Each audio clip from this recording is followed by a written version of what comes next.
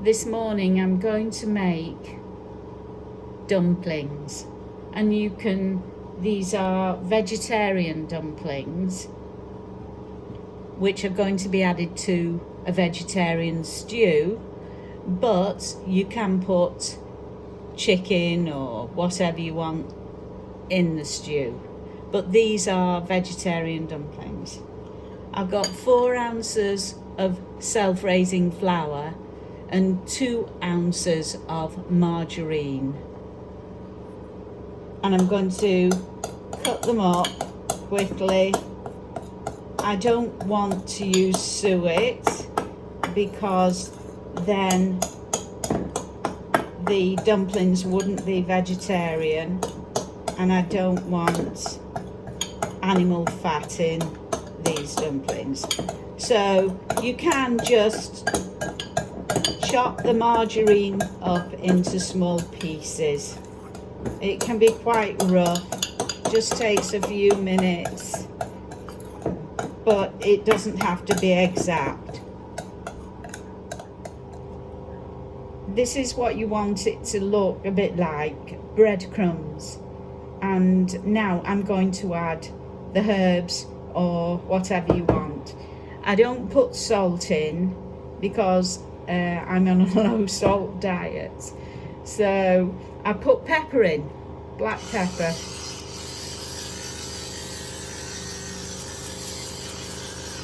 Actually, you can put any pepper in, white pepper, doesn't have to be specially ground like this. And I put quite a bit in because it makes them tastier without having the salt.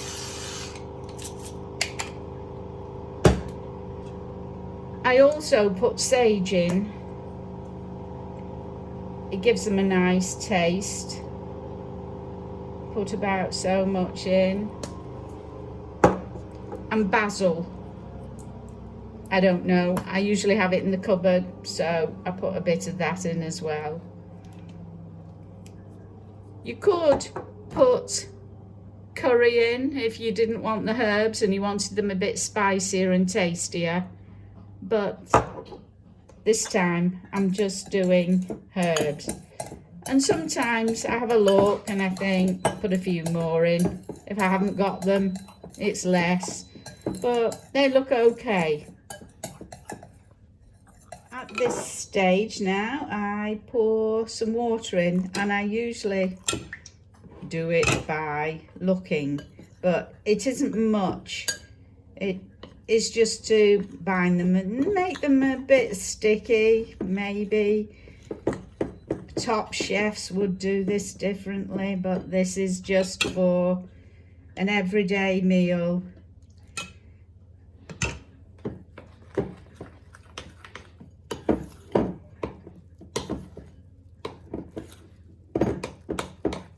It's not a 5-star restaurant, but nevertheless, it fills people up. So with 4 ounces of flour, that is about the quantity you get. And now I'm going to put them into a vegetarian stew. I push the vegetables over to one side a bit because I'm going to cook them on the top. And I guess they don't have to be perfect, so I get the spoonful, use another spoon because I don't want my hands to get sticky, and I pop them in on the top and they float. It doesn't matter if they stick together really. As I say, this is everyday cooking and they can be quite tasty. I'll turn the hob up a little bit just to keep it bubbling. And they fill you up, but as well. Just have to push to one side. Don't worry if they look as if they're breaking a little bit. It's not major.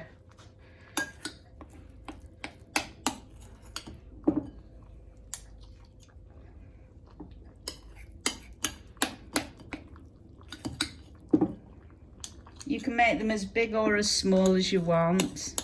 Take about 15 to 20 minutes to cook, just on the top of the stew. If you've got more to feed, make smaller ones, and otherwise just pop them in. And don't worry if they break up, they thicken the stew a bit. Now, so I'm going to just let them simmer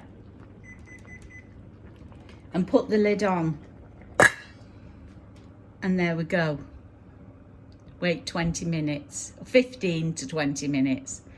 After about 15 or 20 minutes, they should look something like this. And I'm now going to put them out.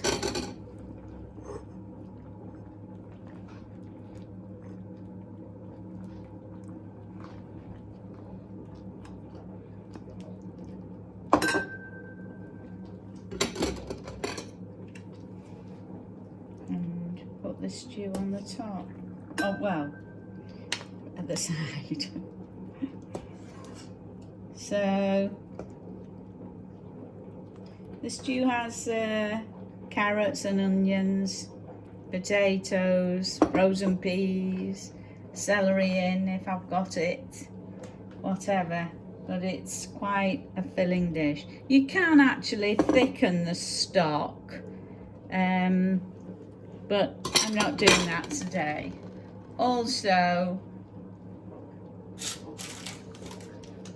you can put, if you're not vegetarian, you can put, excuse my fingers, some chicken like this on it, or as my husband prefers, ordinary chicken pieces, which you can buy, and they are in the freezer at a well-known frozen food warehouse.